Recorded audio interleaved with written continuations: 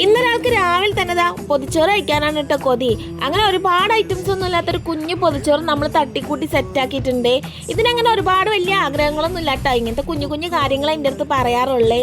ഇങ്ങനെ ഞാൻ വലിയ അഭിപ്രായം ഒന്നും പറഞ്ഞിട്ടില്ലെങ്കിൽ ഇതാ ആസ്വദിച്ചിരുന്ന് ഇങ്ങനെ കഴിക്കാനാകുമ്പോഴും ലാസ്റ്റ് ആൻഡ് ഫൈനലായിട്ട് ഈ ഇല ഇങ്ങനെ കാണുമ്പോഴും ഉള്ള ഒരു സാറ്റിസ്ഫാക്ഷൻ വേറെ കേട്ടോ. ഇത് കഴിഞ്ഞിട്ട് നമുക്കൊരു മൂവിക്ക് പോകാനുണ്ട്. നമ്മൾ ലുലുവിലാണ് പോയത്. മൂവി തുടങ്ങാൻ ഇനി ഒരു 3/4 മണിക്കൂർ ബാക്കിയുണ്ട് കേട്ടോ. അപ്പം നമ്മൾ ടീയും സ്നാക്സ് ഒക്കെ കുടിച്ചേ.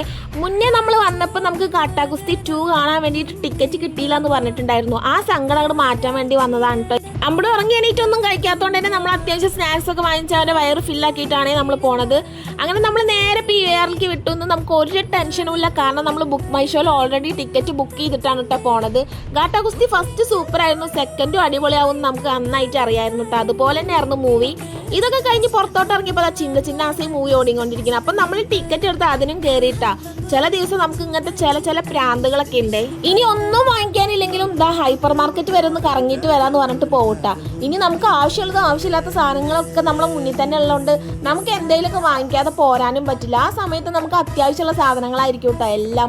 പിന്നെ എന്ത് വേണമെങ്കിലും എടുത്തോന്ന് പറഞ്ഞ് നിൽക്കുന്ന ഒരാളും കൂടി ഉണ്ടെങ്കിൽ പിന്നെ പറയും വേണ്ടല്ലോ. ഇന്ന് പിന്നെ ഹോളിഡേ അല്ലാത്തതുകൊണ്ട് ലുലുവിൽ വലിയ തിരക്കോ കാര്യങ്ങളൊന്നും ഇല്ല കേട്ടോ. നമ്മൾ അത്യാവശ്യം സാധനങ്ങളൊക്കെ വാങ്ങിച്ചിറങ്ങിയപ്പോൾ തന്നെ നല്ലോണം ലേറ്റ് ആയിട്ടുണ്ടായിരുന്നു കേട്ടോ. നൈറ്റ് 2 വീലറിലുള്ള യാത്രയ്ക്ക് നല്ല വൈബാണല്ലേ.